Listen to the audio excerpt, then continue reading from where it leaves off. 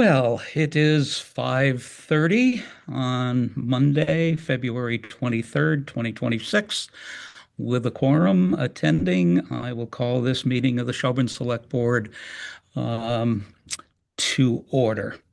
First matter on the agenda this evening is the acceptance and review of minutes from our February 9th meeting. I've had a chance to read them. I found nothing that I saw that needed changing. Neither did I. Andrew? I will move to accept. Second. Been moved and seconded to accept the minutes as presented. Any further discussion? Hearing none, we'll put the matter to a vote. Rod, Aye. Andrew, I and I am I. Motion passes 3-0-0. We'll move right on to department liaison reports. Anything from you this evening, Rod? No, I have nothing today. Okay, I have a simple one myself. The Police Services Advisory Committee has no changes since our last meeting. We'll be meeting tomorrow evening. We've continued to meet with the school Unit A teacher and negotiations for a contract renewal. That's progressing well. I will take a quick second to let Hmm. people who watch this at later dates about the coming up annual election of town offices, um, which is in May. We will have on the ballot a select board seat for a 3-year term, an assessor 3-year term seat, town clerk for 1-year term, moderator 1-year term, planning board for a 5-year term, Shelburne Free Public Library Trustee, 2 positions for 3-year terms, and 1 position for a 2-year unexpired term. The Recreation Committee, a 1 seat, a 5-year term, 1-year term for a tree warden, 1-year term, I'm sorry, a 3-year term for the constable, and a 3-year term seat on the Mohawk Trail Regional School Committee. So, the think there's also a seat on the sewer commission. Does that make it to, it hasn't made it to the clerk's list yet, so might want to follow up on that with Joe. Am I wrong about that, Terry? I don't know if sewer commissioners are appointed or elected. I'd have to check with Joe on that. I thought they were appointed. Oh, maybe they are. I can't remember. Okay, Oh. terrific. Andrew? Yeah, well, Jeff will be in later this evening to talk about the budget, so he can fill in any gaps. But I know that from the rumble outside my window that the highway crew has been out and about today, and it's been a busy time for them. I did meet with Jeff last week and reviewed the budget, so he'll have more to say about that when he gets here. And uh, a little, um, well, maybe Terry can update us because it seemed like there were uh, the budget that was attached to the packet is different than the one that you sent out in regard to his Jeff's salary. So I wanted to just did the finance committee get the one that you sent out? Yes, after you and Jeff spoke, he sent out revised budget, and I did send that to everyone as well, Finance Committee and Select Board. Okay, good. So we'll go from there. Um, the sewer commission did have a good meeting last week, and we met with a representative from a national firm called RCAP Solutions that provides technical assistance to municipalities for no cost, actually. And so they will be providing some subject matter expertise to our sewer clerk as she pursues a funding application to replace our um, our town sewer pump down at the bottom of Deerfield Avenue, which is about a $1.4 million project. Um, we are turning the wheels on. So it was good to know that we have some expert help there. But that was we spent a lot of the meeting with him. Hmm. That's all I've got. Very good. We have a few minutes before our first appointment. Let's move on to old business. Um, the first item is the Cowell Gym heat pump system. As you know, we've had constant problems with the feed lines between the outdoor facility and the indoor head for the gymnasium floor. The lower level has a different size pipe and has been working great. We did have a meeting, myself, Terry, John Walsh, and the contractor, Jason Jamrog, to figure out a plan for moving forward, given the significant amount of repairs that we've had to financially cover this year on that system and what our options were for going forward. And in a nutshell, it kind of is what it is. The manufacturer is bankrupt, I guess, and not available for recourse, although there may be a class action suit. But at the moment, it's looking forward. If these conditions persist, the consensus was to just replace the lines because they would be that would be substantially cheaper than continuing to repair them based on the last year history. Did I get that all right, Terry? You did. Perfect. Do you know who the manufacturer is? It was a manufacturer of the piping itself, and Oh, not of they're the no heat longer pump. in No, business. no, it's the pipelines. Yeah. They did mention it. I can't pull it out of my head at the moment. Uh, it's not coming to me. In any event, they're gone anyway, but um, so it had nothing to do with the heat pump itself. It was the lines used to connect the outside and the inside portions. Oh, okay. I guess And that's none of that work is under warranty then. uh, uh, my memory is that because it was done through the bid system, it's the warranty stops at a year, and we're well beyond that. You Hmm. could have a longer time period, but not with the bid process. Hmm. Interesting, I found. Um, the only other matter under old business is an observation of what you mentioned last week, Andrew, with regard to Mechanic Street. Any further comment or discussion on that? No, I'm still pursuing the DCR people that the FERCog referred me to, so I don't have any new information on that yet. Okay. Um,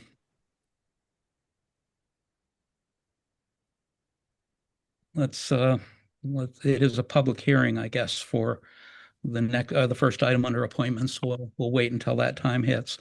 New business, Cowell Gymnasium insulated shade rebid. You have that in your packet. It's TNT Home Improvement. This is for the shade project in Cowell Gym, which, as you know, our first awarded bid did not work out. The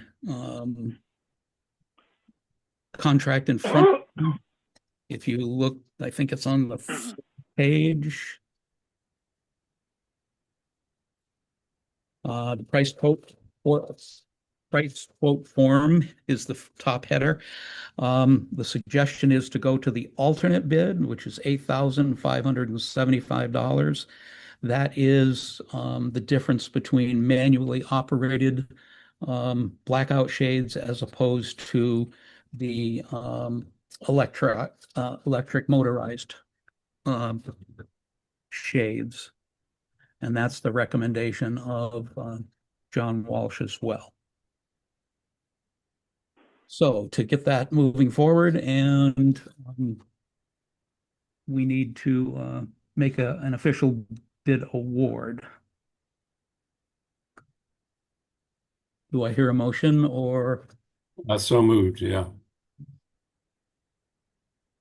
Second.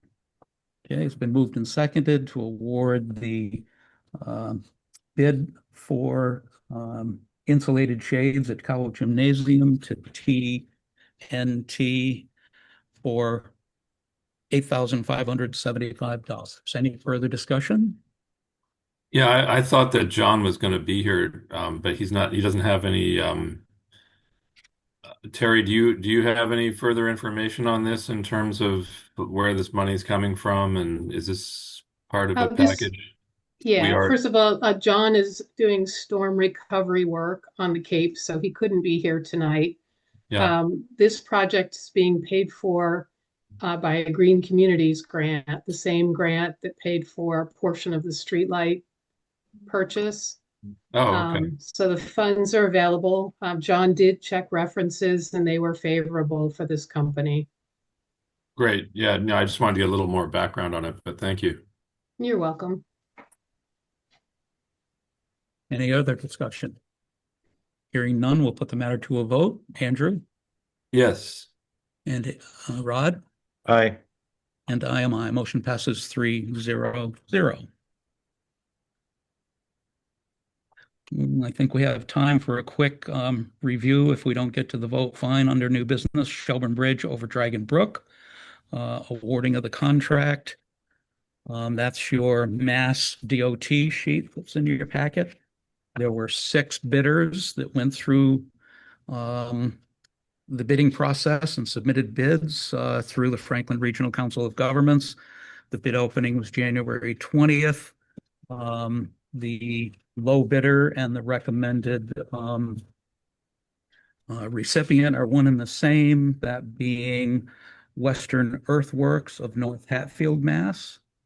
Total bid $306,698.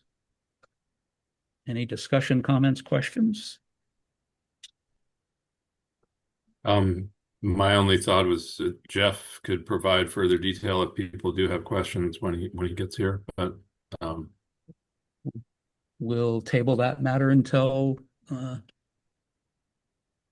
let's see. Yeah, Jeff's last on the appointment, so we could deal with that after his budget appointment. Mhm. I'm good with that.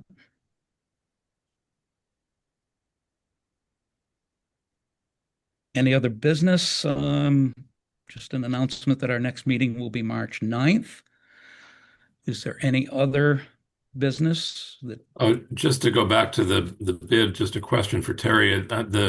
The packet notes said that the Gill engineer had recommended we just, check references and documents for the low bidder. Has that all happened? That's something that the FERCog has done, yes. Okay, so we've pretty much done what we need to do Yes. with that. Okay. Yep. And And it is, I mean, Jeff had hoped that it would be voted on sooner than later. Yeah, So I don't tonight we'll have get any it other done. questions other than that. I just wanted to make sure we had crossed any final T's on that. But if Rick, if you or Rod wants to wait for Jeff, we can. Otherwise, I could move that we accept the low bid. I would recommend you put the motion through. So moved. Second. Seconded. Any further discussion? Hearing none, we'll put this matter to a vote to award the Dragon Brook Bridge replacement to Northern Construction Service. Wait a minute, did I get the right one? No, Western Earthworks of North Hatfield. Sorry, I looked at the first one on this list of 6 bids. We'll put the matter to a vote. Andrew? Aye. Rod? Aye. And I am I. Motion passes 3-0-0. Which takes care of our agenda for the evening. We're 2 appointments. We're 1 minute early, and I see Mr. Judd has joined us. This is a public hearing, which we'll ask Joe to speak to in a few seconds. We'll do it all nice and legal. You're with us, right, Joe? I'm with you, yes. Perfect.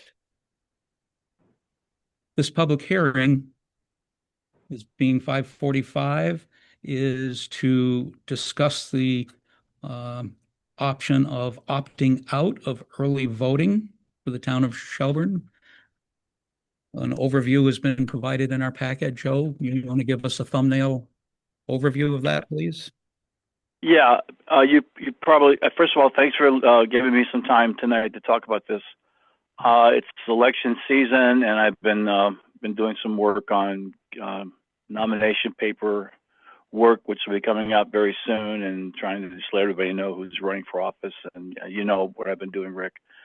I got to thinking about this 2 or 3 weeks ago, talking to other town clerks, and you remember back in 2020 is when they generated a new system through the state that allowed for early voting by mail during the pandemic, and that worked well back then because we couldn't really do much. I mean, you all remember that.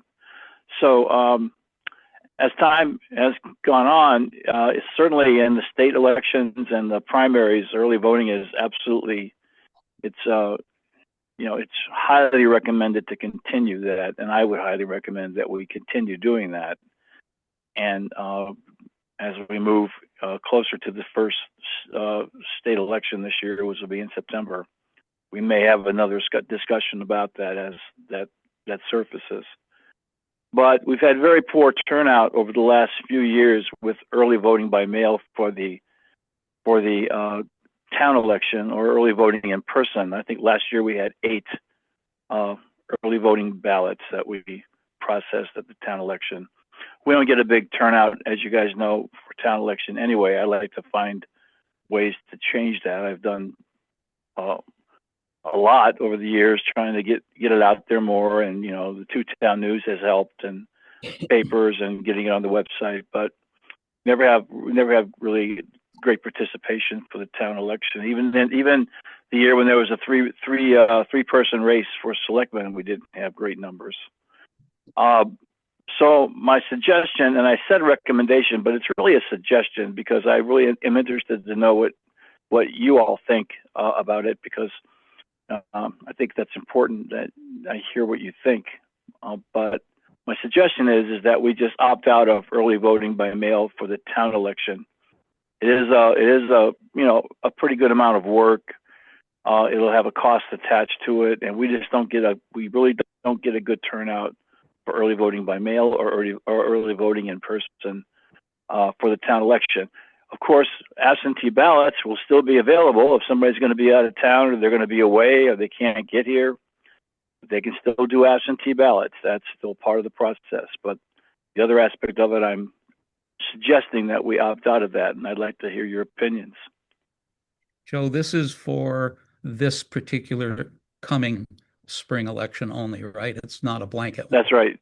No, every year, cities and towns, if they want to opt out, they have to continue this process every single year, just like we have.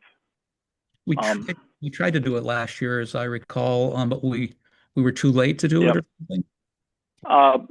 No, I think we did it last year. I think we did early voting by mail last year. Okay. I just don't think we had a chance to get into the opt-out aspect of it because, I decided not to opt out. Plus the fact I've always felt that when voters are getting the postcards, that come out, which haven't come out yet for the state election for the state primary and the state election in November, those will be coming out during the summer, but they haven't been sent yet. And I always felt that it's confusing when those come out early, because it makes people wonder, well, should I do this? Should I not do this? And even when we've had them early before in the past, and hundreds of people have sent them back because they want an early voting ballot by mail, very few have requested them for the town election. It's always state and primary that they check off.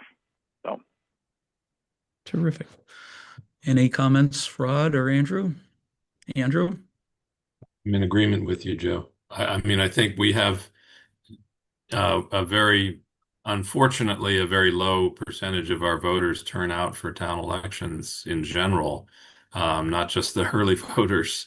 And, so I think, it doesn't make a lot of sense to, put out a huge amount of different choices in infrastructure for such a small percentage of the population. I think the people who care about it show up and vote, and I wish there were more of them. Yeah. But Yeah. that's how I feel about it. Rod, your thoughts? I have the same sentiment. And I agree as well. So what do we need to do to make that happen for you, Well, Joe? I will continue to try to find more ways to get more people out for the local town election. Hopefully, I got something into the Two-Town News in time. Even though it's still early, I wanted to get out the nomination papers were ready. I sent that out last night, so hopefully that's good timing. And I think that all I need from you guys is a email or a paragraph of a letter or a couple of sentences that says you voted at this public hearing, that we will be opting out of the annual town election on May 19th, 2026. If there's anybody there and they have questions in this public hearing, I'd be happy to answer them too. But all we need from you is the confirmation that you made that vote. Okay, this being a public hearing, is there anyone who'd like to speak to it who's joined us?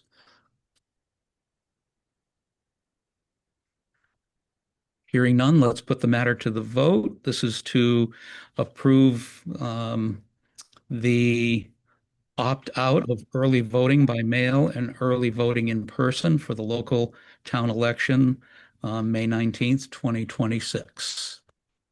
So moved. Second. Moved and seconded. Any further discussion? Hearing none, put the matter to a vote. Andrew? Aye. Rod? Aye. And I am aye. Motion passes 3-0-0. Thank you, Joe. Okay, thank you, gents, and thank you, Terry, and we'll see you all somewhere down the path. Perfect. Have a good evening. You too. Bye-bye. Okay. The first non-public hearing appointment is for 6 o'clock. We're a hair early on that, but we can get started if the Shelburne Free Public Library folks have joined us. And I don't see anybody for that. No, Terry? nothing yet. Oh, Michael, Hi. are you with the library? Yeah, Michael Sokolowski. I'm with the library board. I think there's others who should be coming. Okay. Your sound is a little low there, Michael. Oh, can you hear me now? Yeah, Very a little better. What's your last name? Sokolowski. Santalovsky. Great.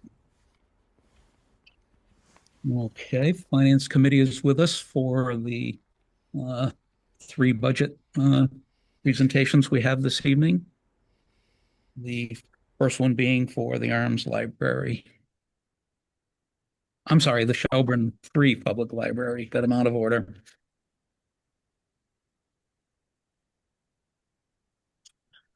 We'll give it a minute to see if who were you expecting, Michael? I'm expecting the head of our finance.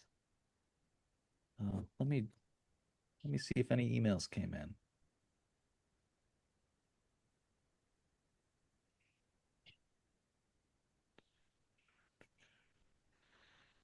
So Elizabeth can't make it because she's sick. But Ted is supposed to. I expect Ted will be here. Ted Sicker is the one who did submit the form. We are about 6 minutes still early, yes. We are.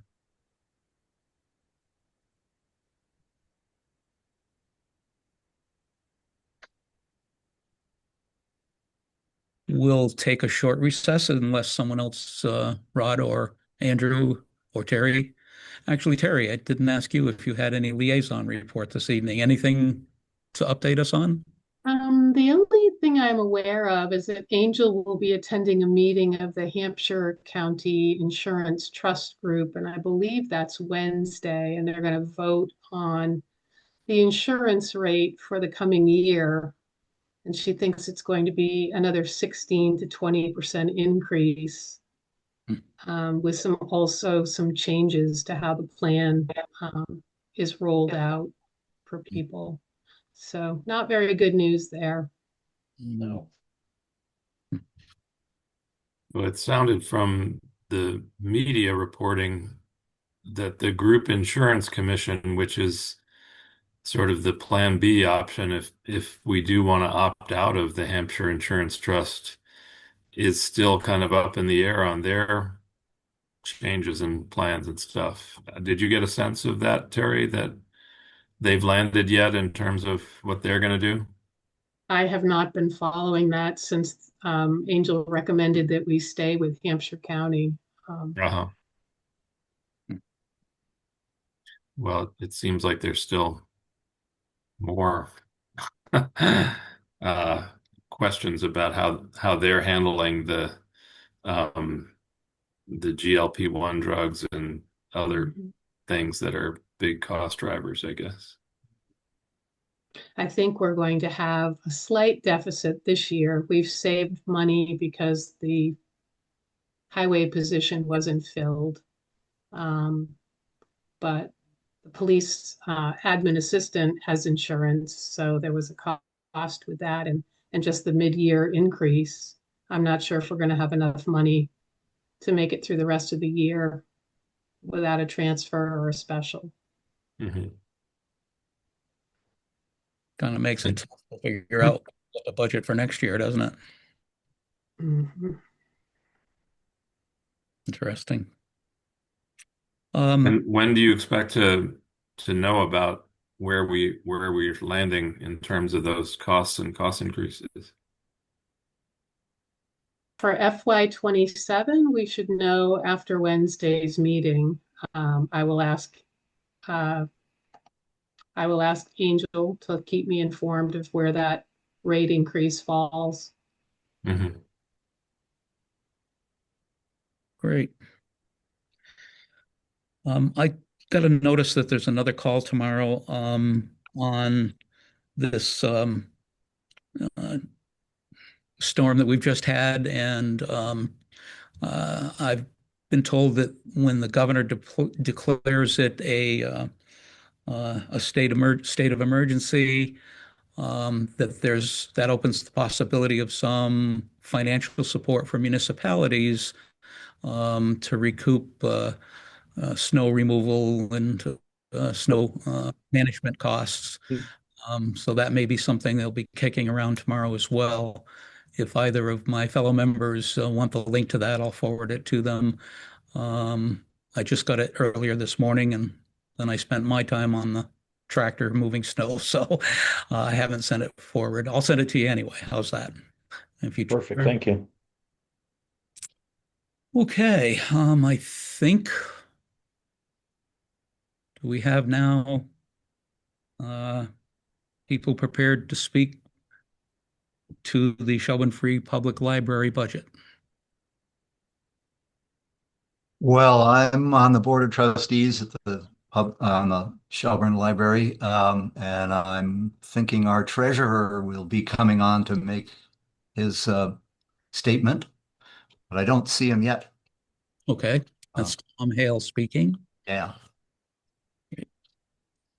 Yeah, we're still another minute early, but Oh, here he comes, Ted Sticker. here we go. Hello. Hello, Ted. We're a minute early, but we're ready to go. Okay.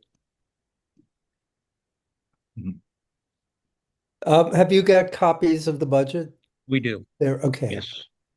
So we instituted the 3.5% raises that were recommended by the town for the director and for the substitute and assistant positions. Let's see, going down the list, the technology budget is a little bit higher than it was last year. assuming that we may need to do some computer upgrades during the year because the two library computers are getting on the older side. Programming, we've increased back to where it was a couple of years ago. We had reduced it because we were having trouble getting the talent that we were bringing in for reading programs for little kids and also some of the speaker programs during that 2026 year. But during this year, we've been able to, excuse me, 2024 year. During this year, we've been able to get some more speakers back. And Betsy has started a baking program that has been very popular. So we're planning to continue that again. And for that reason, we raised it up to cover the various costs associated with that, which includes some staffing time. It's in addition to the regular coverage. And then includes the supplies that we need for those things, as well as stipends for people who are talking. Electricity, we just estimated might go up again. It's very hard to tell. And one of the things we had looked into with Terry's help was to see whether there was a better rate that we could be getting for having a heat pump. But it turned out that that doesn't apply to public buildings, only to homes. So we left that at the 2,400 amount. Fuel oil, we also increased $200 just as a assumption that it could go up again because the prices have been somewhat low this year. Supplies and services are covering inflated costs of some of those. So that's up $200. Book saving and periodicals, we kept at the same amount that it's been. And the CW Mars membership amount is the actual amount that they've released that'll cost us to be part of that network. That amount doesn't include the payment that we give to them for broadband, but that's included under technology. Building maintenance, we kept at the flat level. As of last year, we began paying for our own cleaning out of that line. So that's continuing. Alarm monitoring system is the same. And then furnishings and pilot programming, we determined that we needed to do some improvements to the outdoor lighting in front of the library for especially when we have night programming and when the library is open during evening hours in the winter, the lighting along the ramp and the steps isn't that great. So we're looking into that. Any questions on the cost side of things? Finance Committee, any comments or questions? Andrew, Rod? Okay, we're back on here now. Oh, I think the finance committee is there. up just came. We just took a minute to get the mouse on the button.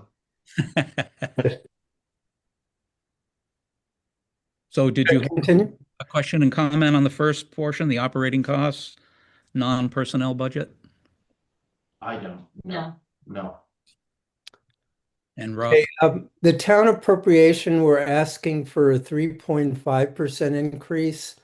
And that is because the bulk of what the town appropriation goes toward is salaries, and salaries are at a 3.5% increase. State aid is again an estimate. We haven't received this year's state aid yet, so we don't know what the level has been.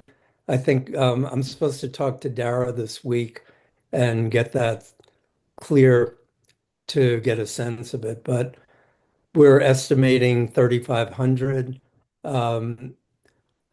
In 2025, it came to 3,850 that we received.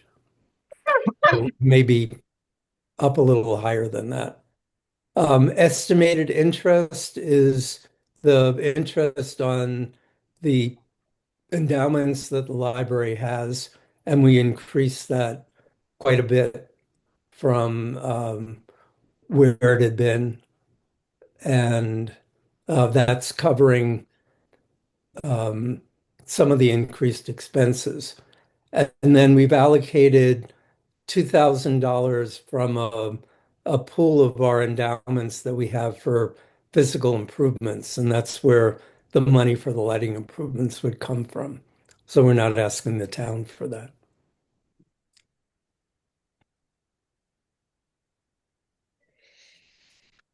Very good. Andrew or Rod, any questions or comments?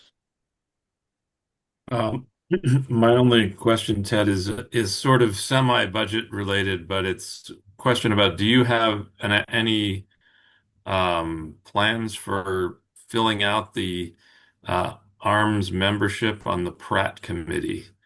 Because we seem to be very short of members in terms of having a quorum to operate. And so a lot of the questions that the Pratt has been are in the sort of Pratt bucket to resolve around the lease issues and how that affects the maintenance questions and how it affects the town of Buckland's contribution and, how it is that they got to decide on their own what percentage they were contributing to the budget. All of those are kind of on hold because we don't have really full participation on the Pratt board at present. I'm sorry, Ted, I'm talking about a completely different Yeah, library. that's about the other library. I'm jumping the gun. I thought I had a. Apologies. All right.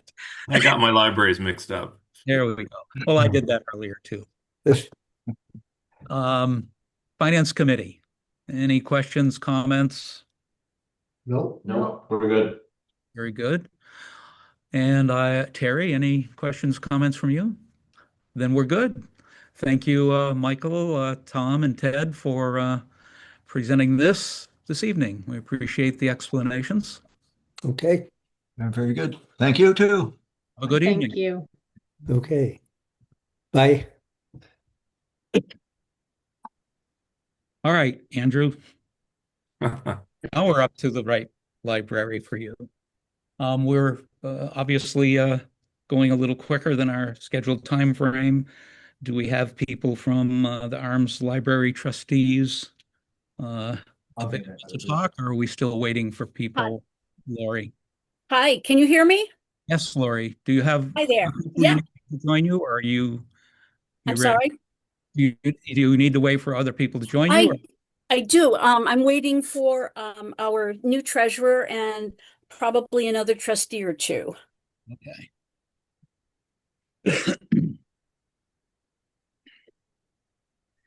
The appointment was for 6:20 and we're 6:08, so we could have a while if they wait till the last minute to come on. They're planning to be here probably about 5 minutes before that time. Okay.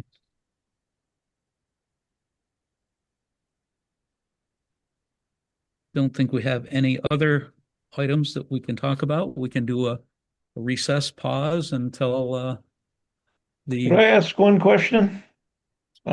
Rod. Oh, yep. Rod, where we stand on Old Greenfield Road for weight limits and length of vehicles? Or should we wait for Jeff for that? I think you should wait for Jeff. It's in his court last I knew. Okay.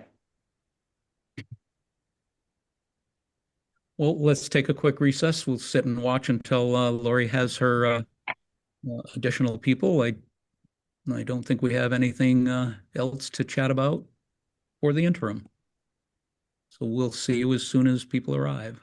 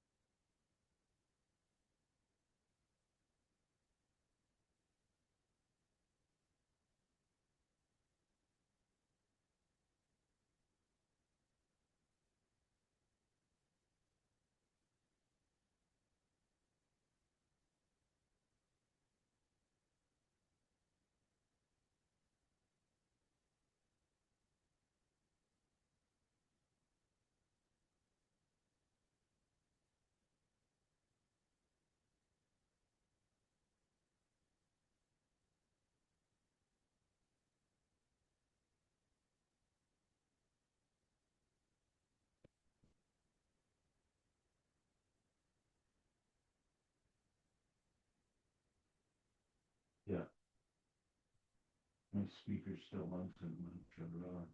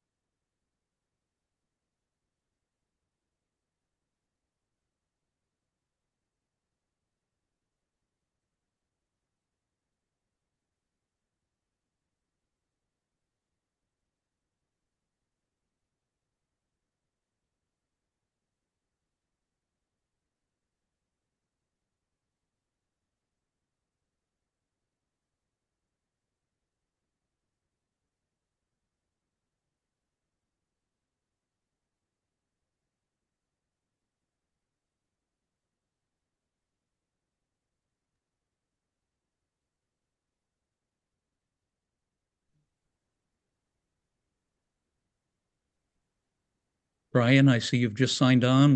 We're in a recess until the rest of your folks are on, and I think we're waiting for one other person from the library. So you can just mute your computer, and we'll resume when one more person shows, I think. Very Thank good, you. thank you. Right on.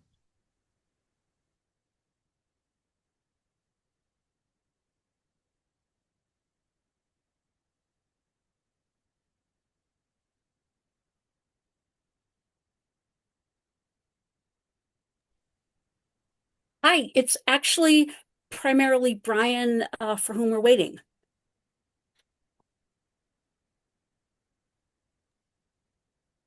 Okay, if you're comfortable with resuming or beginning rather, um, we'll call this meeting back to order. And as soon as I see Andrew come back at this point, Finance Committee's back. We'll resume as soon as Andrew comes back. Thank you. Thank you, Lori. And there he is. Very good. Lori, you're up. You have the floor. Oh no, I don't like this. Okay, so what we are going to do, Brian is our new treasurer trustee and filling in all sorts of other things. And at this point, we're kind of regenerating as almost kind of a new board, sort of. And so Brian's going to present the actual budget that we've sent in, and then I will tackle more of the memorandum of understanding things, because we know you're going to ask that, Andrew. So here we go. You're on, Brian. Well, good evening. What do you need from me? I believe I sent all the figures. We do have it in front of us. Okay. Where there are increases, if you can fill us in a little bit how that came about. For example, librarian, assistant librarian, I didn't do the math. Are those 3.5? Yes, they are exactly 3.5 for those two. Okay. Yes. Yeah, the overall budget is 2.5% higher than it was requested, excuse me, in 2026. Okay.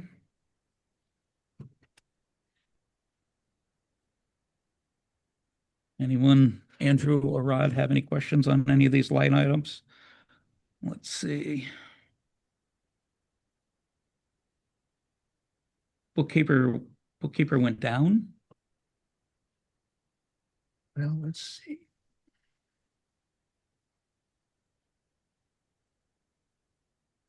$58 to $40. Well, the bookkeeper was calculated at her current rate and the current number of hours for the year, so that it would be more or less a precise figure. Okay. I see the 6-month would be about half of your next fiscal year request, so that makes sense. So personnel costs are up minimally, roughly less than 1,000. Operating.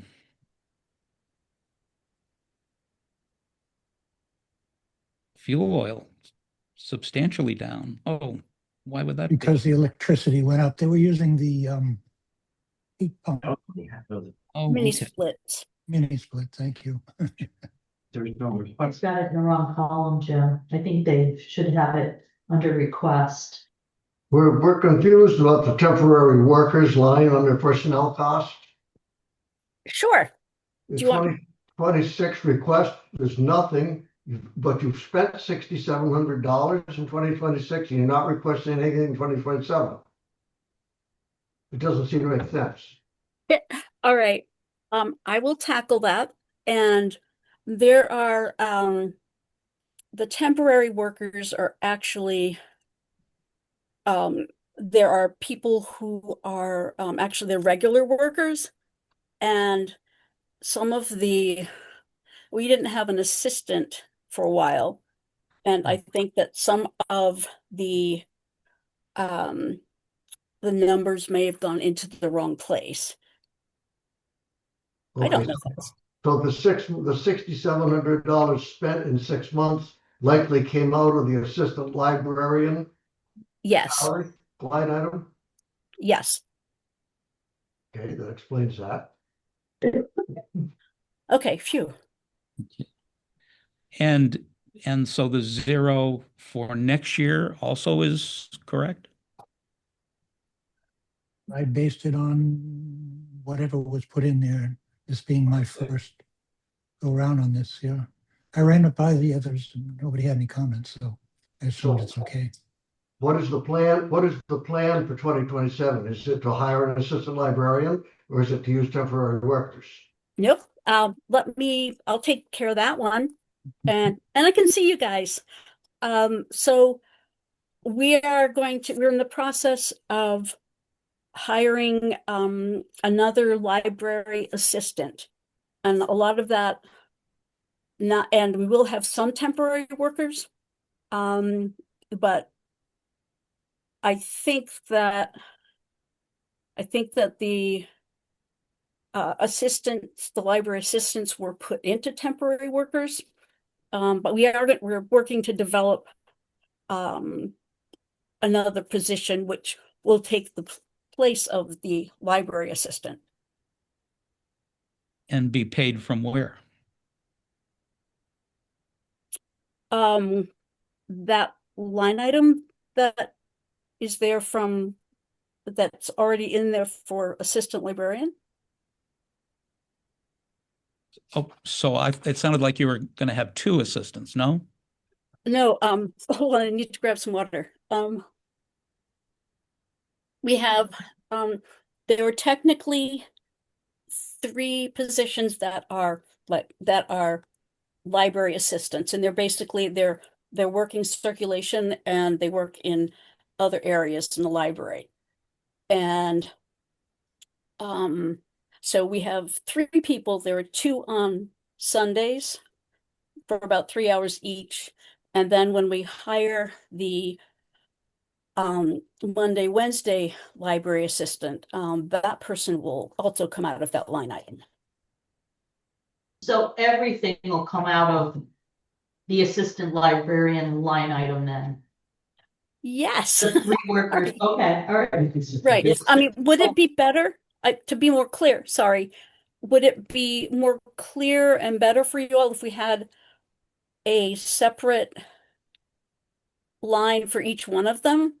Because we No, were, No, okay, no, no, it's good. We just needed to understand what you were doing because you paid something out of one and we're just trying to figure out where okay, you do it in 2027, that's all. okay, thank in my, you. Laurie, in my opinion, it would be clearer if you went the other way, rather than making another category. Just take temporary workers, take you where you have assistant librarian there, slash temporary workers.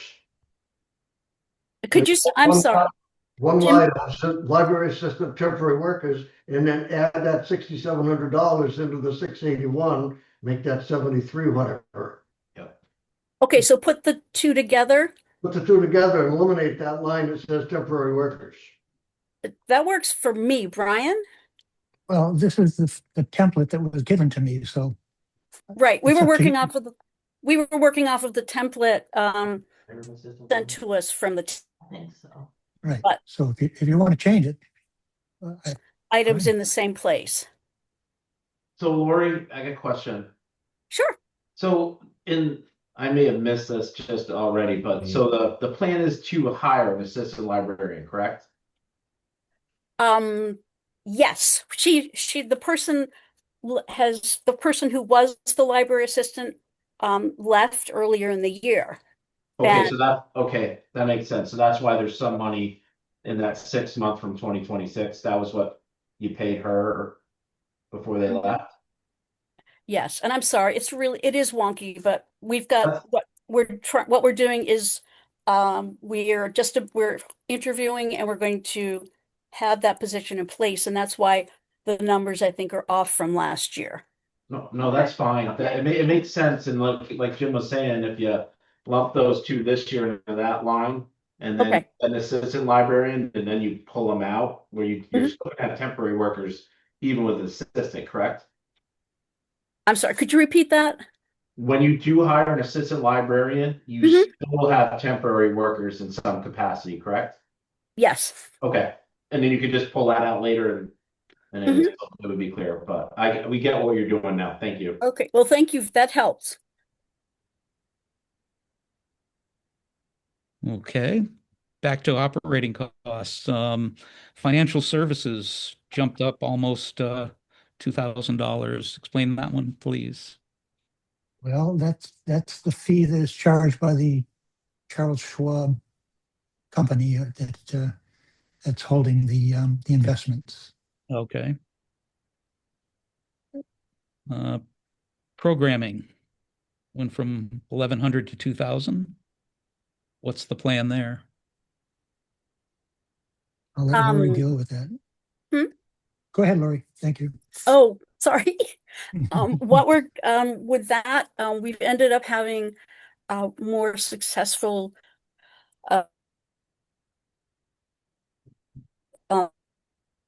it went up. We are trying to increase that, but we're also, I'm sorry. We're losing you. Yeah, you're breaking up a little bit. Oh, okay. Can you hear me now? Yes. Okay. So what we're going to do to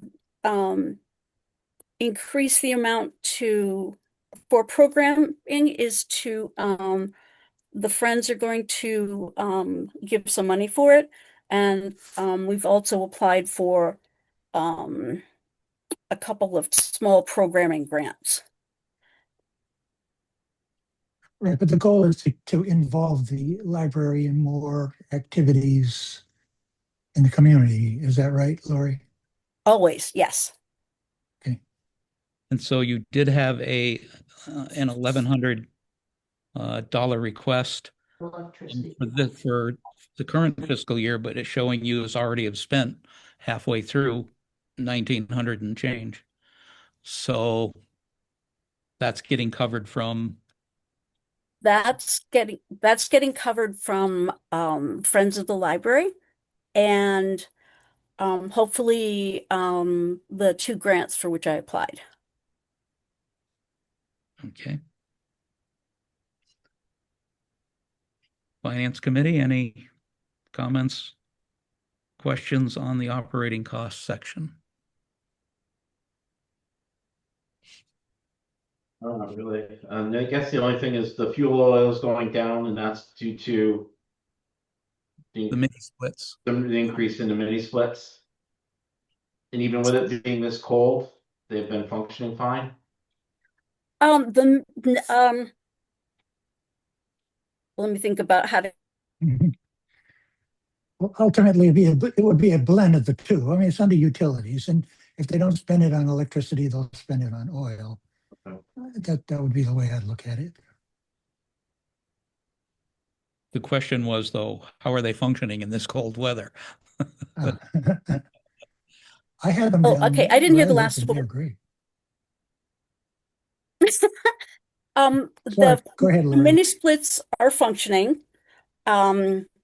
We are still working out the best ecological, the mini Yeah, you're still breaking up, Lori. during the cold snap.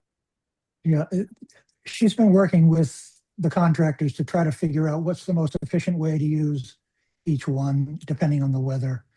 And like you say, when it gets this cold, probably use the furnace more. And when it gets warmer, if we can rely on that, depending on the cost of electricity and heating oil. So, But you're comfortable with the decreasing the fuel oil from 35 to 1,500 even with this going on?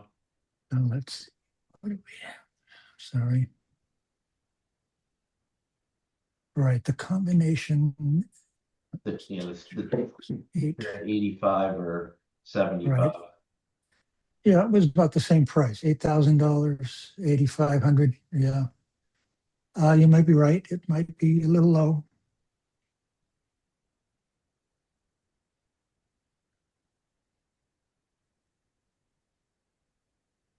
Kind of tough to judge, although electricity in the 6 months would be air conditioning from the mini splits, and the oil, obviously. That might be low. Is it before? I'm sorry, Rick? Oh, Yeah. Yeah, I was just saying that your 6 month period yeah, at 3,000 for electricity would make sense, would be air conditioning perhaps. mhm.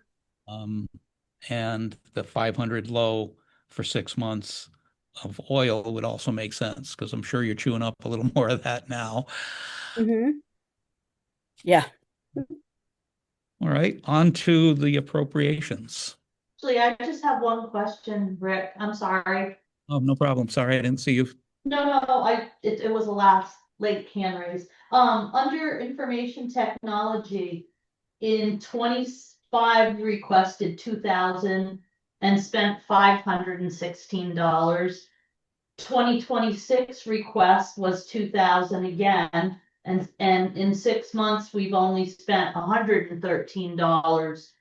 And we're still requesting 2,000 in for fiscal year 27. We haven't spent anywhere near the 2,000 in the last 2 years. I'm just curious why we kept it up at 2,000 instead of reduced that any. That was probably my mistake on that. And what I'm doing is we are slowly moving into getting more computers and things like that. But Brian? Is there any plans for that in 27? Because if there isn't, we can drop that down some.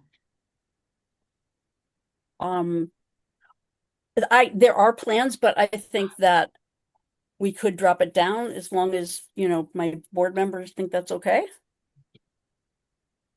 It looks like you could cut it in half and still have way more than you spent historically. Yeah, still have plenty of leeway there, but.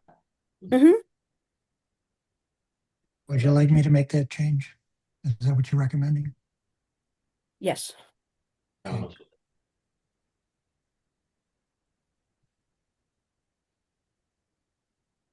Okay. Let's speak to the Shelburne Buckland appropriation section. Same thing with furnishings, actually. Okay, my question on that is, where are we with the group that's been meeting for the MOU we're putting together. I know the past couple of years, we have said we need this straightened out.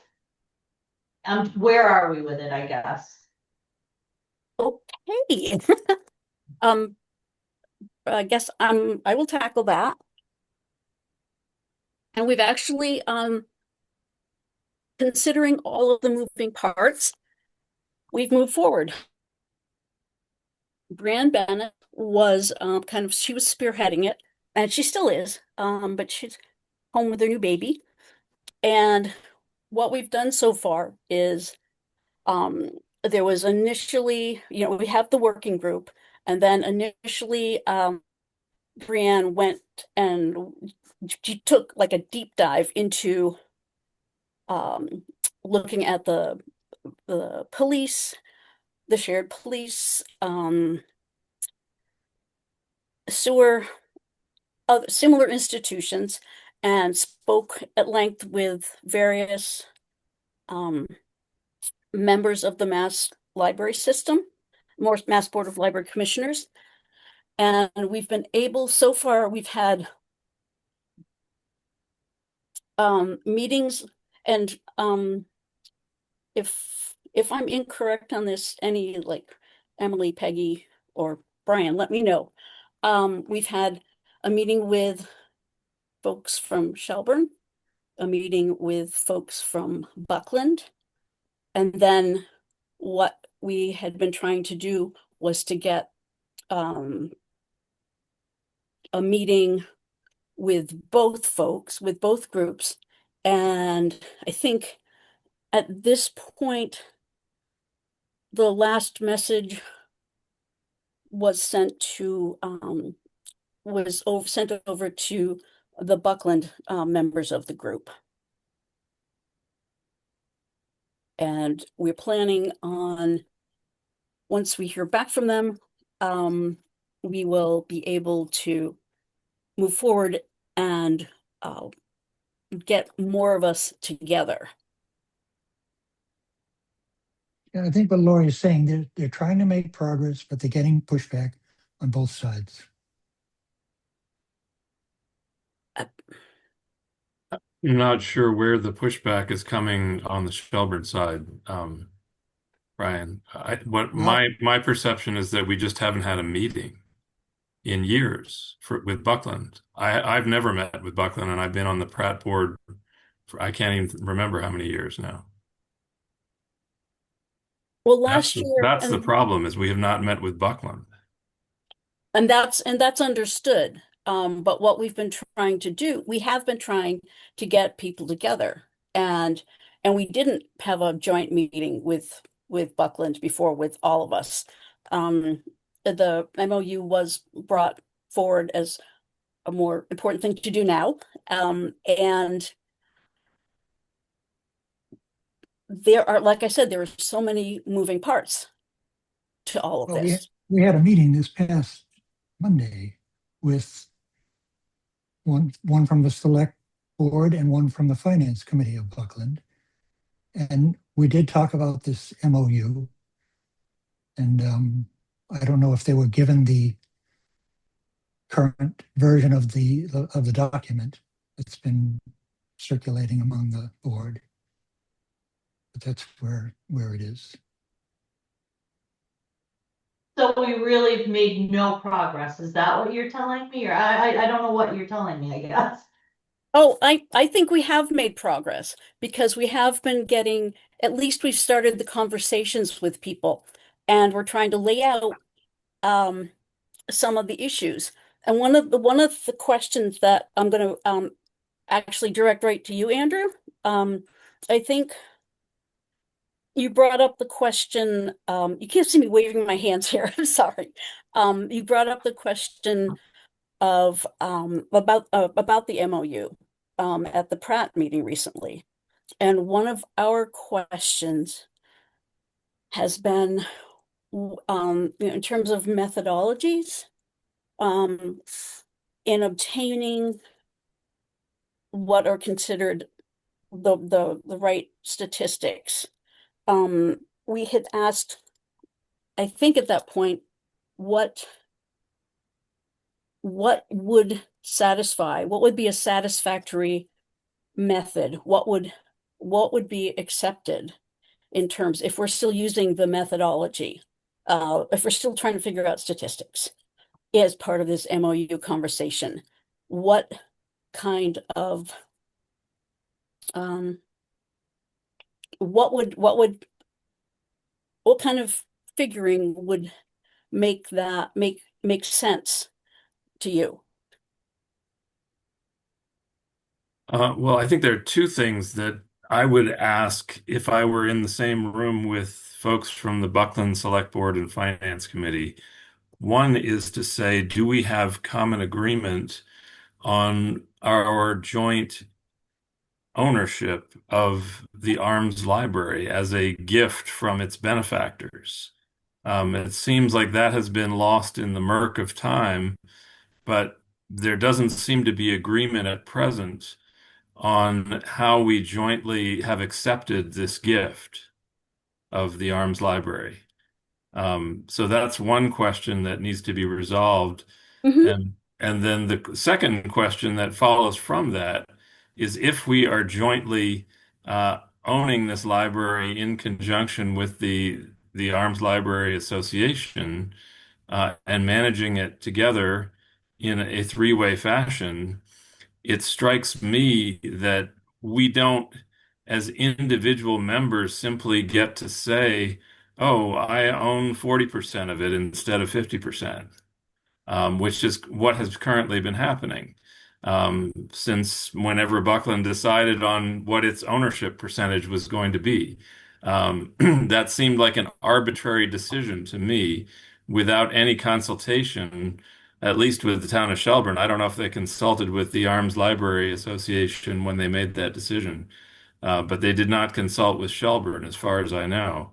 And so if we were then to say, well, what is a fair and equitable way to apportion our share of responsibility for the library, I would say let's look at the means by which we assess usership of the library, perhaps in a fashion similar to the way that the senior center does, by recording through surveys or at the door a kind of what do they call it in the West County senior folks were just here and showed us their chart and their software for um, meticulously documenting the units of usership by each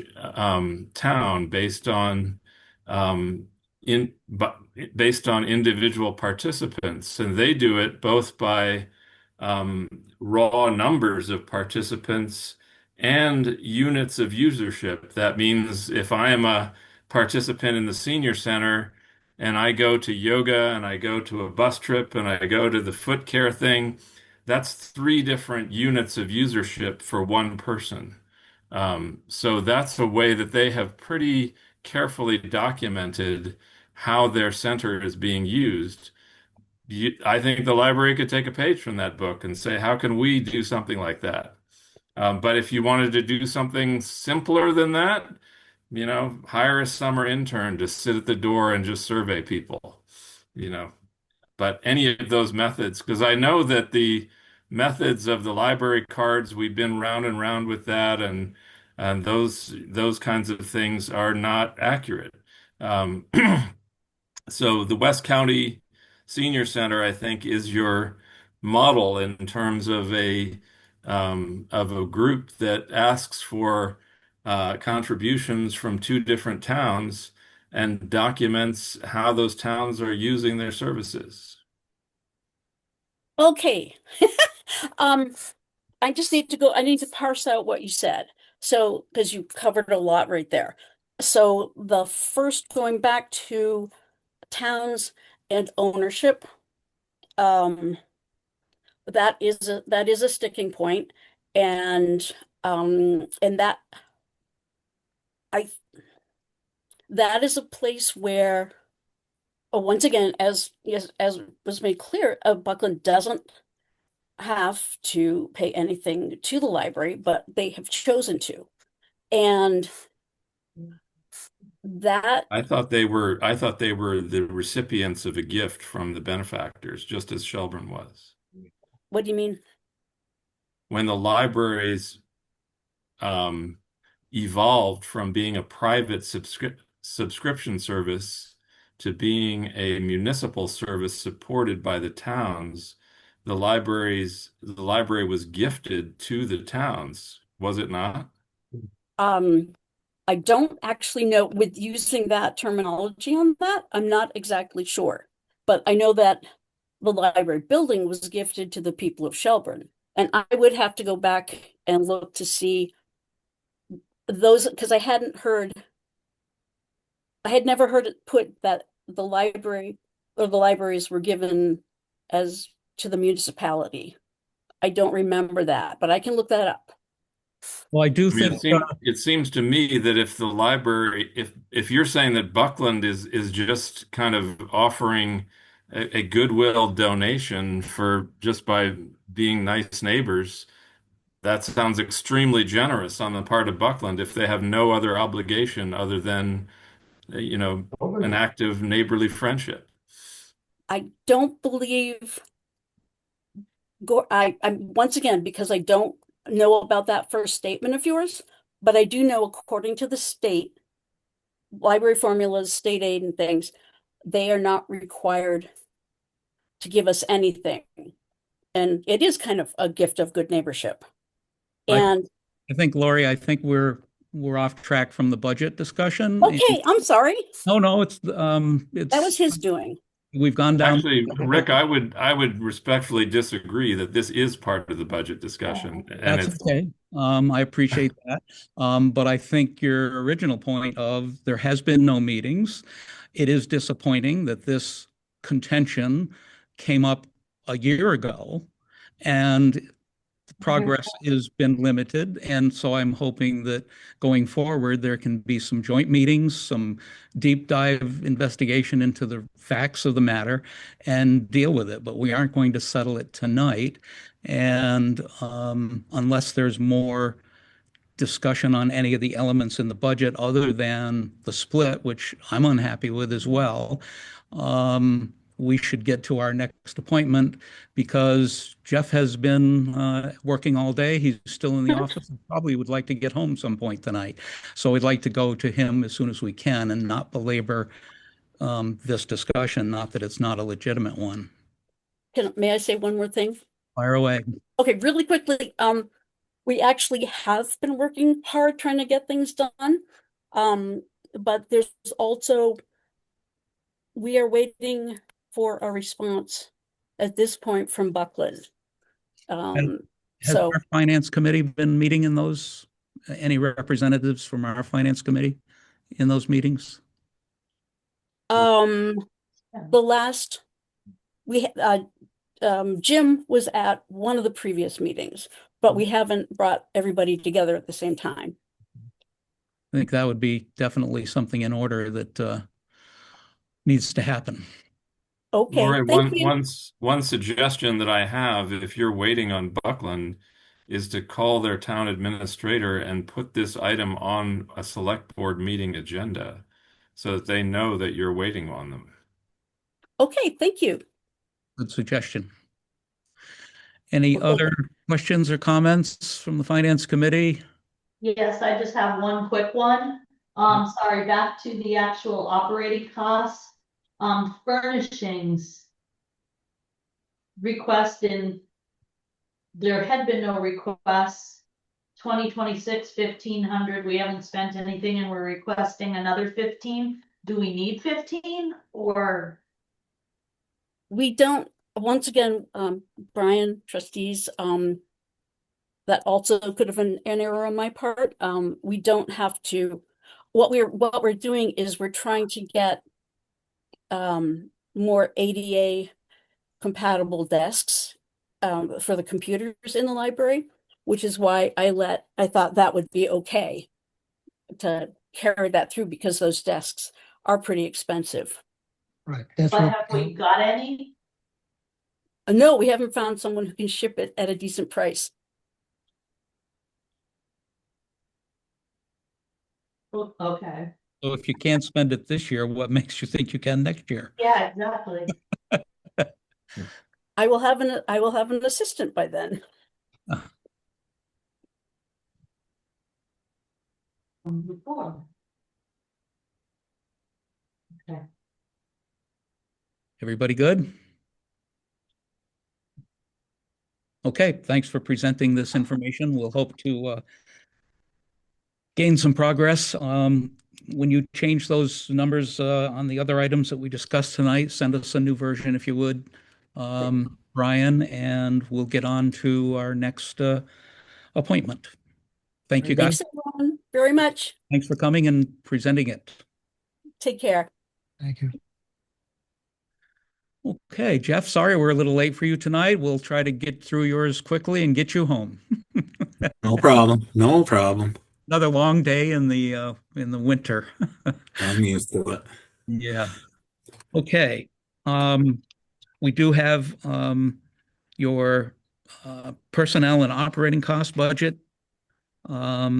The correct one, by the way, just so that the finance committee members and the select board members, the personnel cost subtotal at the top, about the fifth line down for final request for 2027 should be $342,420. That's the way to tell it from the original one that was in the packet and the revised one that was sent out later. So you should have line 1, 2, 3, 4, 5, 6. The total personnel cost, far right, $342,420. We also have the budget request form for sand, salt, diesel equipment. Jeff, would you like to start with a quick overview on any items you'd like to call attention to, or? Yeah, sure. Just, I mean, if you don't mind, I'll go right down the line. Fire away. We'll start off in operating costs, road gravel. Last year it was 27. This year I dropped it to 20. I have surplus over in the yard that we'll be using. I don't see where we'll need any more. Stuff that we added on the gravel roads did well, held up good. Patch, I reduced to 5,000. One of the reasons why is the plan is to address the need of Smead Hill, which uses up, well, since I've been here, has used up most of the patch. So that should be reduced quite a bit. Engine oil, I kept the same. Gasoline, I kept the same. Electricity, I don't see them bills, so I'm not quite, I didn't touch that line. Repair and maintenance, I kept the same. Garage heat, I increased to 4,500. Last year we were able to make it. There was a slight overage last year. This year we're over just because it was so cold. Everyone knows it's hard to predict weather, and I'm not quite sure what this year is going to bring, but instead of going over, I figured, an extra 1,500 is 500 gallons, give or take, which should get us through. The regular diesel I kept the same. Line marking, 2,000. After I have May 30th, I think that's a Sunday. I have them coming in to do some line painting, and most of the lines in town should be done and or redone. And I don't see a need for $7,000 in that. We also use that line for us when we go and do the parking spaces and crosswalks and whatnot. So and I left a little buffer there. Street sweeping, I mean, that should be 0. I think there was just a clerical error. That 4360 should be a catch basin line item, because we do street sweeping in-house. Telephone internet, I left the same. Dues and associations, I left the same. You see 50 there. I just updated our Mass Highway Associations, which is 105. And this warrant coming. Road work, this is new. This is kind of part of the vegetation management plan that was introduced. These funds would be used in conjunction with where is it? Well, I think I was going to use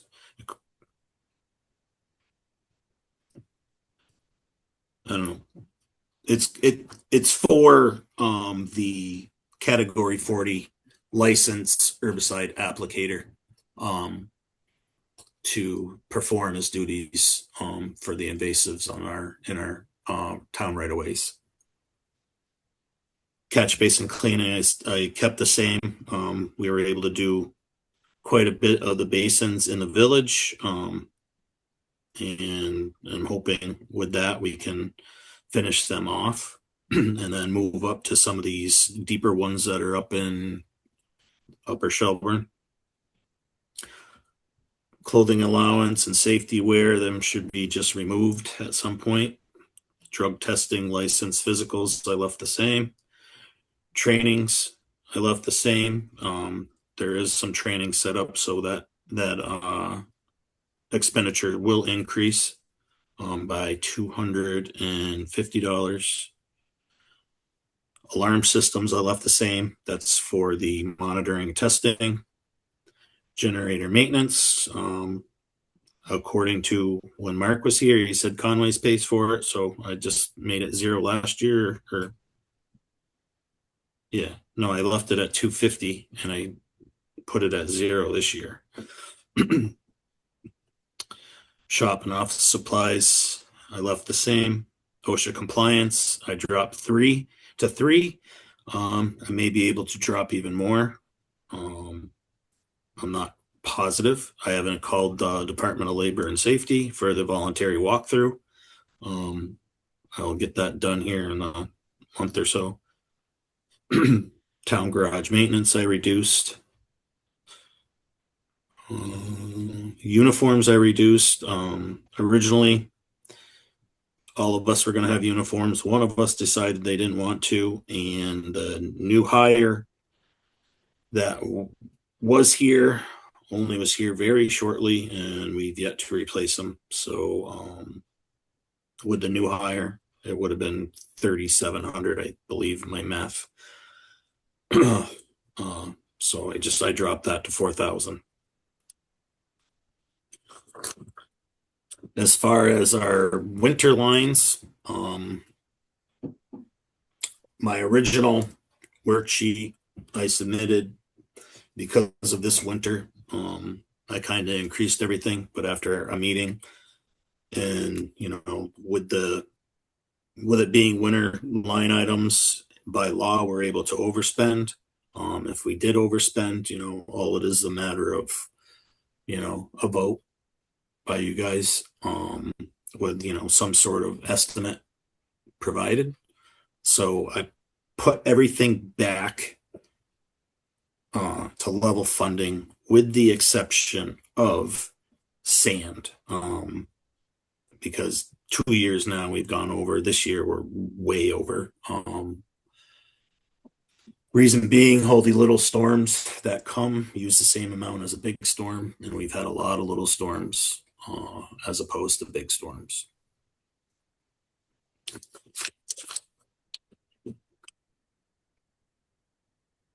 Going back to the personnel costs, highway personnel, with the talk of another 3.5% COLA,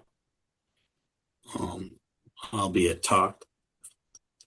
I also was asking, I averaged out with the highway surveys that were done last year. I have it written down, sorry. Or, Steve's with all the input or all the numbers, the average was 32.37. And I believe I asked for 33.50, and that was including that 3.5% COLA. For Ray's as a mechanic, his averaged out at 29.73 with a 3.5% COLA would have been 30.77. And I asked for an additional $1 because he's really good at what he does. And it's hard to retain people, so I think he's deserving of it. He's well deserving of it. Joey's rate with the proposed 3.5% COLA went up to 24.58, and I added 42 cents to that to bring it to 25. And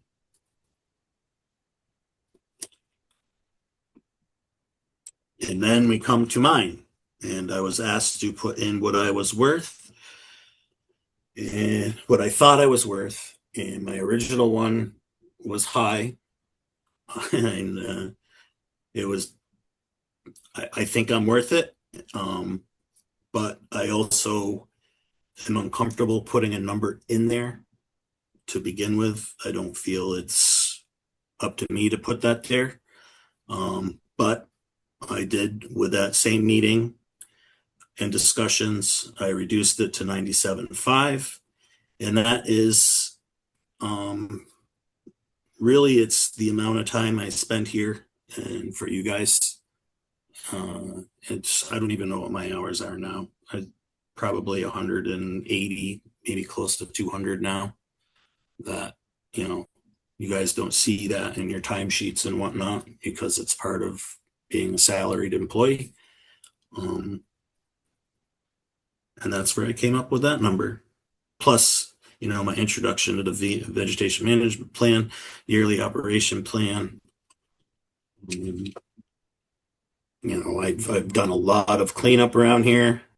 I'm introducing, OSHA, which, it's, nobody likes it, but we need to move forward with that.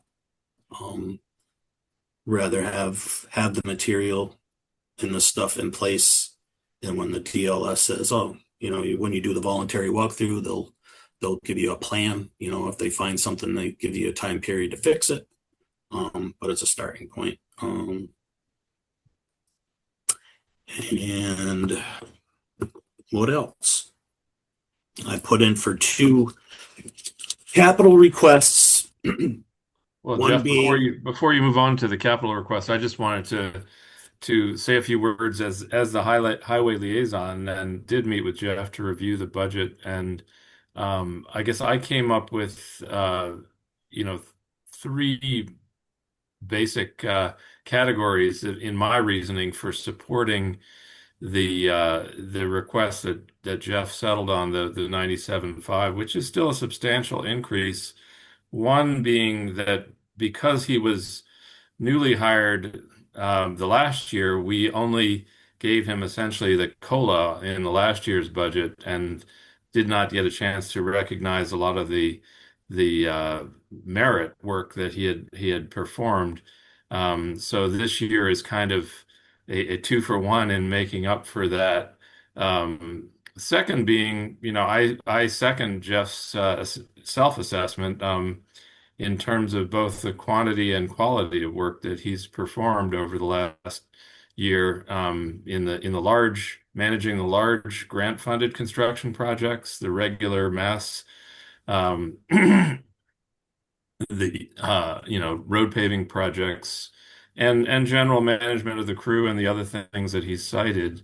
And thirdly, I think, the finance committee, I think rightly, requested a review of comparable towns and highway supers. And my reading of that review is that the 97.5 puts Jeff about in the middle of that pack.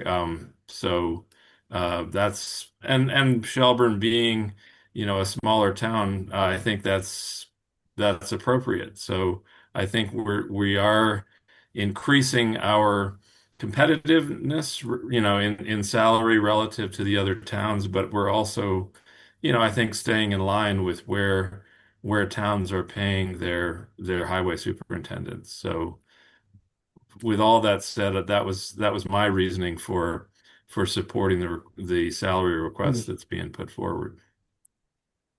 I, for one, don't think it's out of line at all. We're talking, I don't think it's a substantial boost myself. It's $50 a week over his current pay. And I think the No, it's original, about $10,000, Rick, over the current. oh, 94.9. Don't make that. Oh, you No. didn't get the 94.9. Yeah. So that was the request. You're still at 91? I'm at 80, Not even that. 88 something. It's 88. How did that happen? Yeah, what's up with that?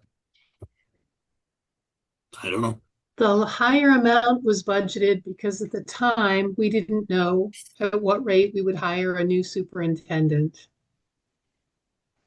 For 2025 or For 26? 2025. And then when 2026 came along, I should have pared that number back, but it wasn't.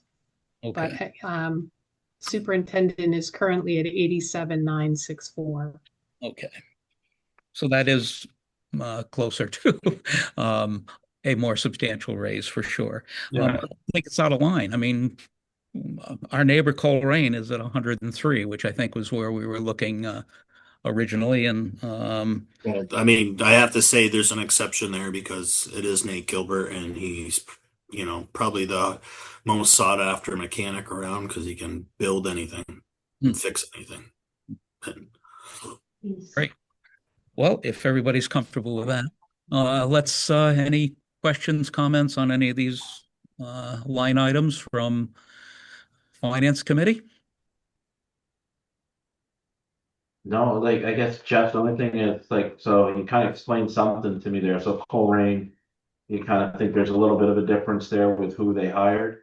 But what other towns would you consider like closely representative of what you do for your town? Like just fitting us in with Northfield, Whately, Orange, all those others, you're comfortable? Well, I mean, Tommy Walker does, all his Chapter 90 stuff. He does all that. He's struggling with help right now, but as a town, I believe they tried. I mean, they really brought in a lot as far as they do their own paving and stuff like that. Yeah, Tom comes from a excavation background. Him and his father own their own company. This is what he's done his whole life. So which town are you guys talking about? That's Northfield. Northfield. Tommy Walker's from Northfield.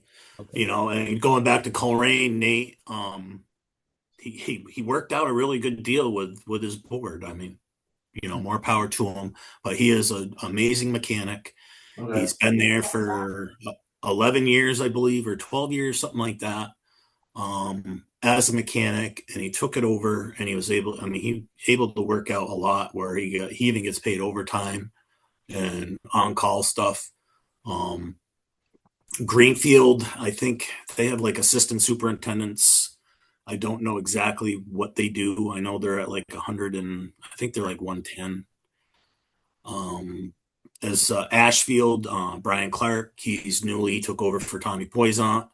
And he was hired at a great salary. But he doesn't know any of the Chapter 90 stuff or anything like that. They actually hired an assistant to go along with him, I believe. I think it was like a $15,000 or $16,000 salary for the assistant. Yeah. I know Town of Heath is, that's where I came from.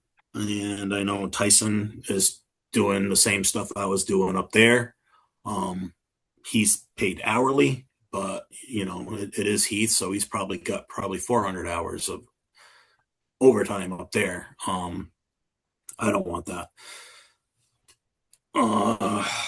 Them are the ones that off the top of my head are coming. I don't know what Scotty makes in Charlemont. I don't know what he does. I know he does all his Chapter 90 stuff. We both have great relationships with the district engineer, David Stokes. Yeah. Jeff, on the operating cost, town garage maintenance, 12,000. That's a heck of a lot of maintenance. Give me a ballpark of what that number is for. Well, we need the doors need to be replaced. Okay. The front and the exit door, they're steel, so they're more expensive than your standard vinyl or wood. Okay. That's the start. Last year we had a slow winter. This year the idea was if we had a slow winter, we were going to really dig into the garage and get it up to par. We haven't got that far yet. I know some of the conduit needs to be fixed or replaced. Some of the airlines, stuff like that. Okay. And I mean, that number may be too much. I'm not opposed to reducing it. I'd rather have it there than have to ask again later. I was just curious what it covered. Yeah. Go ahead, Jim. One real little question. This generator maintenance. What generator is it, and how is Conway involved? I think it's the one up at the cell tower or whatever, up by Norm Davenport's. There's some generator up there. Oh. What's the town got up there? I have no idea, Jim. I think it's radio tower, right? Yeah, actually, the snowmobile trail goes right by it. I can picture it. I don't know. But I guess has to do with it. From what I was told, that I think it's Conway's generator that supplies the power, and they do all the maintenance. That's what I got from Mark. Okay. I'm glad we're not budgeting anything for it. Before we go to capital, any more questions on these budget items? No, I just wanted to say I asked a question about like comparisons. I have no problem with the 97.5. I think that's really reasonable. Just so moving forward, I'm on board with that. Very good. Jeff, capital. Yes. I put in 2 capital expense requests. The first one being is a new industrial pressure washer.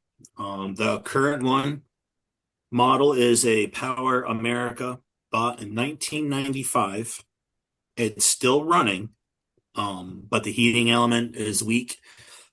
Excuse me, and the pressure pump is weak. The cost to repair is expensive. It's not the cost of a new, but when you start putting new parts into old like that, especially heating elements in that type of unit, it actually turns into more money than you need to.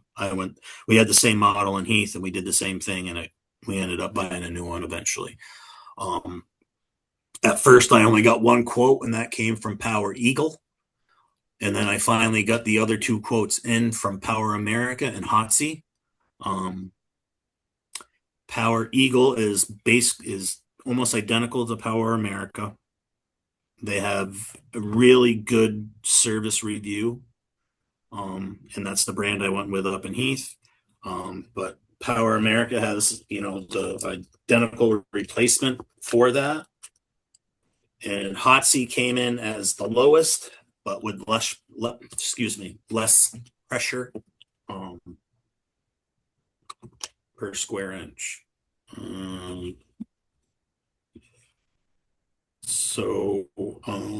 And I'm sorry, the more expensive model on Power Eagle is a clutch driven unit. And the clutch, actually, a clutch driven unit is in theory better. When you're not using it, it reduces the pressure on the machine and you won't blow a valve or a hose. But it's quite pricey. It's $64.95, whereas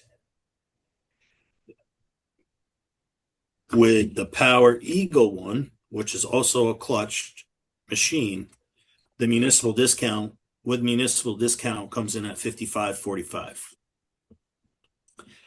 And the Hot Sea is $43.50, but it's 1300 PSI as opposed to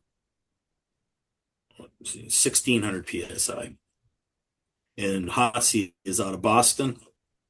And Power America, I know they're Littleton.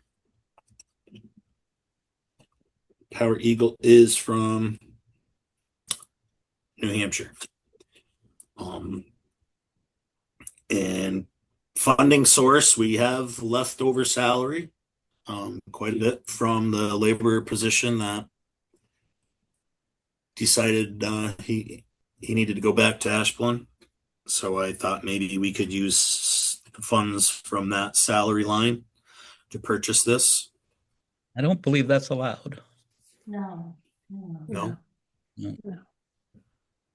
If you have salary funds left over in FY26, that will probably cover any deficit you have in the winter snow and ice account. It'll be an internal transfer.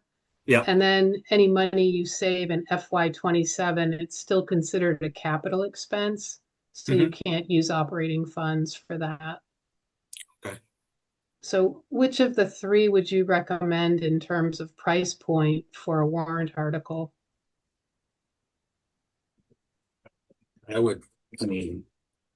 Exact replacement would be my recommendation.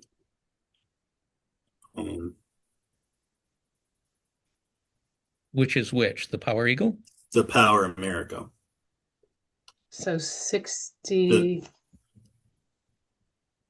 No, 50. 55. 55.45. Yeah. But if you Sorry, weren't I to wasn't purchase I it- wasn't aware that you couldn't use operating funds like that. If you weren't to purchase it until after July 1st, do you anticipate that cost being higher? No. Nope.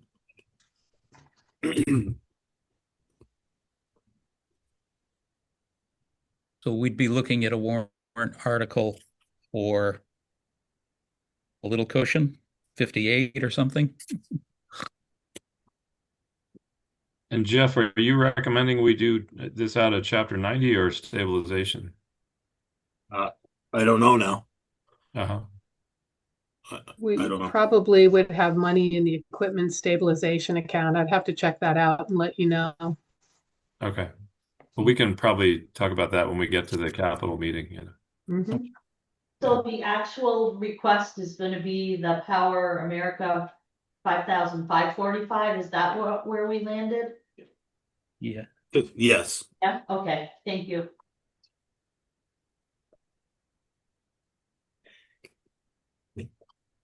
Got it. The second one. The second one was for a code reader, a scan tool that reads all our big trucks and little trucks. I didn't really see a comparison. This was a demo item that was presented at the town of Conway over at Ronnie Sweets. The only comparison I know is a Snap-on type tool type version, which I wasn't going to ask for $30,000 for, a code reader.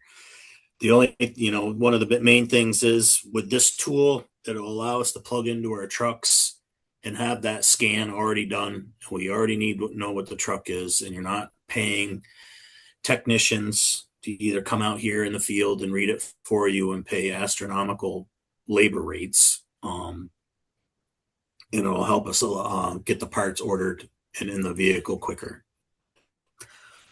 Question on that? Absolutely.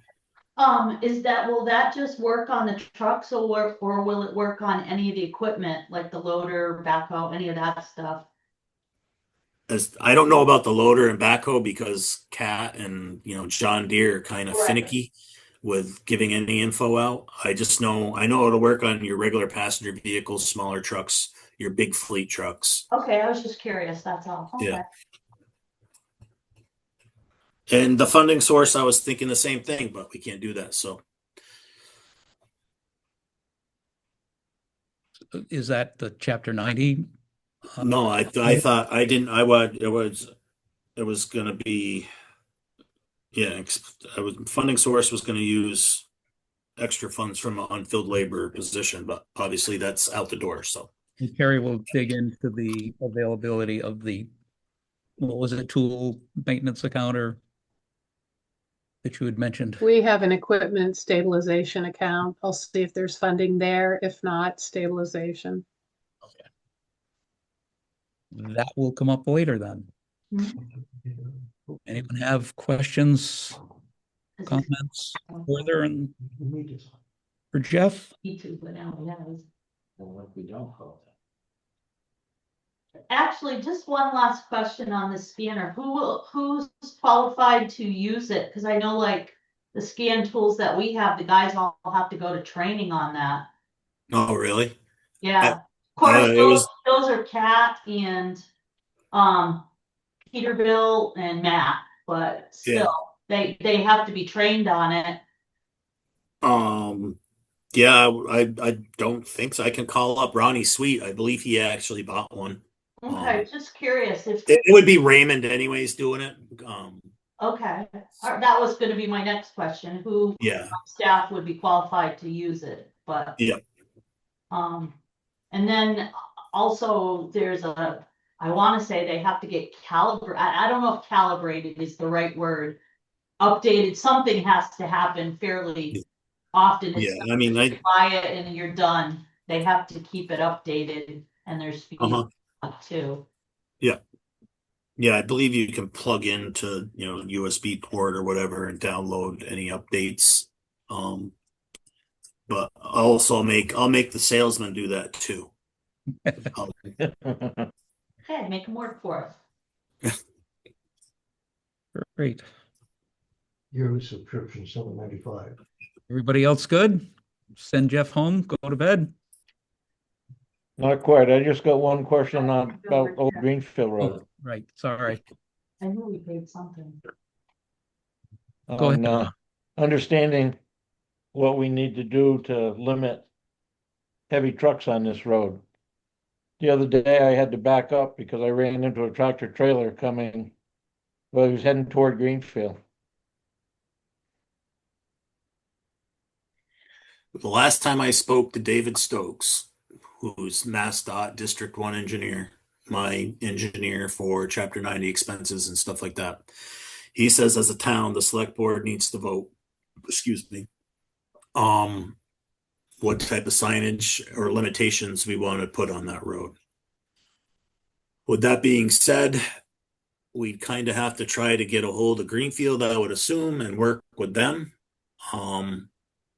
Because them guys are just going to leave Big Y Plaza, come up the hill and take the shortcut because it's easier. No, they don't have to deal with lights.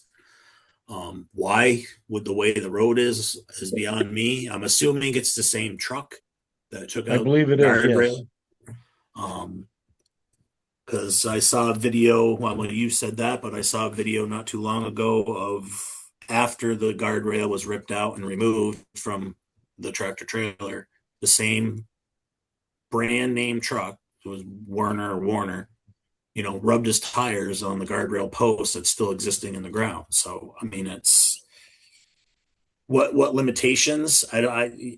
You can't really limit people like Dwight with his 10-wheeler and trailer, but you don't really need a tractor and a 40-foot box behind it taking that sharp corner. So that's one of the questions. Or do you want to rate it by tonnage? You can go that route, but I don't know how much a 10-wheeler weighs. I think your point's well taken though. If no one no one in a tractor trailer headed towards Shelburne after they get to the town line. There's no place to turn around. They're going to keep going through anyway. So you would need, as you said, cooperation with Greenfield to have signage way back onto their beginning of that road, um, to have a prayer of it doing any good to do anything. Wouldn't that make sense?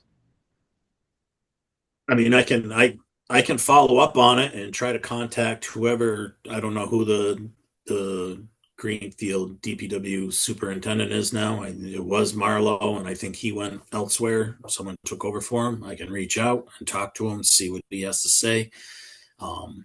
As you know, he would have to go to his city leaders and probably the same thing. Vote to restrict that little section of road that is Greenfield's. I think they own just past the gravity, I believe, right? Yeah. Where do they? No, they go all the way up to. All Sorry, the way up they top. go. Yeah, all the way up top. Yeah. Greg? Yes. Yeah, I just have a question. If we were to move forward on restricting access on that road, what happens in the event of emergency closures of Route 2 and the need for detour pathways? Because we've only got that and Brook Road, right? Well, I mean that's an argument, Andrew. But I mean, have you driven down it? No. I'm not. I'm just wondering what you do in the event that Route 2 closes. How does your signage work if you've restricted access? I don't know. Brook Road. Brook Road. Interesting. You can't Well- safely put a tractor trailer truck on Old Greenfield Road. Yeah, that's the least I'll do. I'll follow up. I'll contact them guys. I'll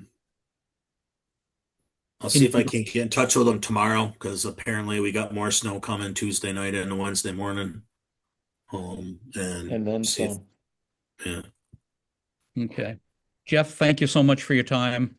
Thank I you, Jeff. appreciate it. Really appreciate it. Thank you all. Have a good evening. You too. Can I, Hi, Jeff. That continues everything other than public comment. Do we have any public comment? I don't see any public. So I believe we have a motion to adjourn. So moved. Second. Moved and seconded to adjourn. All in favor? Andrew? Aye. Rod? Aye. And I am aye. Motion passes 300 at 7:24. Have a good evening, all. can You I? too. Thank you. Good night.